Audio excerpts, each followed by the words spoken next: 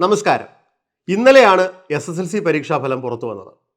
പരീക്ഷാഫലം പുറത്തു വന്നതിന് പിന്നാലെ സ്വന്തം കുട്ടികൾക്ക് കിട്ടിയ A+ന്റെ കണക്കും മാർക്ക് ലിസ്റ്റും പങ്കുവെക്കുന്ന രക്ഷിതാക്കളാണ് സമൂഹ മാധ്യമങ്ങളിൽ നിറയെ.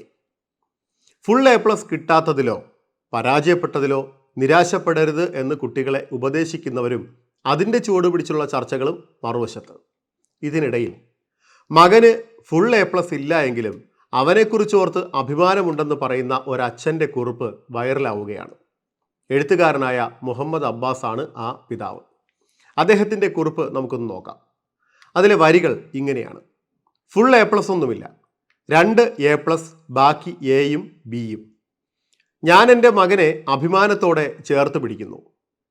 അന്നത്തിൽ ഓഹരി പൂച്ചകൾക്ക് കൊടുക്കുന്നതിന്, ഈ പൊരിവെയിലത്ത് ഒറ്റ ദിവസം പോലും മുടങ്ങാതെ കിളികൾക്കും കാക്കകൾക്കും വെള്ളം കൊടുക്കുന്നതിന്, സ്വന്തം വസ്ത്രങ്ങൾ അലക്കുകയും കഴിച്ച പാത്രങ്ങൾ കഴുകുകയും സ്വന്തം കിടപ്പിടം തുടയ്ക്കുകയും മുറ്റമടിക്കുകയും ചെയ്യുന്നതിന്, ഞാൻ കൊടുക്കുന്ന ചെറിയ പോക്കറ്റ് മണിയിൽ നിന്ന് പോക്കറ്റ് മണി കിട്ടാത്ത കൂട്ടുകാർക്ക് ഓഹരി കൊടുക്കുന്നതിന്, ഒരു ദിവസത്തെ വീട്ടുചെലവിന് എത്ര രൂപ വേണമെന്ന് കൃത്യമായി അറിവുള്ളതിന്, നന്നായിട്ട് പന്ത് കളിക്കുന്നതിന്, ഈ ഭൂമിയിൽ എൻ്റെ മകനായി പിറന്നതിന് ഞാൻ അവനോട് നന്ദി പറയുന്നു.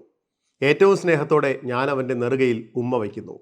ജീവിതത്തിലെ യഥാർത്ഥ പരീക്ഷകൾ വരാനിരിക്കുന്നതേയുള്ളൂ ഹാഷിമേ എന്ന് ഞാൻ അവനോട് ഉറക്കെ പറയുന്നു. ഒപ്പം ഫുൾ A+ നേടിയ അവൻ്റെ കൂട്ടുകാരെയും മറ്റു കുട്ടികളെയും അഭിനന്ദിക്കുന്നു. ഒത്തിരി സ്നേഹത്തോടെ, അതിലേറെ അഭിമാനത്തോടെ, മുഹമ്മദ് ഹാഷിമിൻ്റെ ഉപ്പ അബ്ബാസ്. എന്തൊരർത്ഥമുള്ള വാക്കുകളാണല്ലേ. ജീവിതത്തിൽ ഫുൾ A+ൽ മാത്രമല്ല കാര്യമെന്നും നല്ലൊരു മനുഷ്യരായിരിക്കുക എന്നതാണ് പ്രധാനമെന്നും ഈ പിതാവ് പറയുന്നു. ഈ വരികൾ ഇപ്പോൾ വൈറലാണ്. പലരുടെയും കണ്ണു തുറപ്പിച്ച എഴുത്തുകാരൻ കൂടിയായ ശ്രീ മുഹമ്മദ് അബ്ബാസിനും അദ്ദേഹത്തിൻ്റെ മകൻ മുഹമ്മദ് ഹാഷിം എന്ന മിടുക്കനും ആശംസകൾ. പ്രകാശം പരക്കട്ടെ.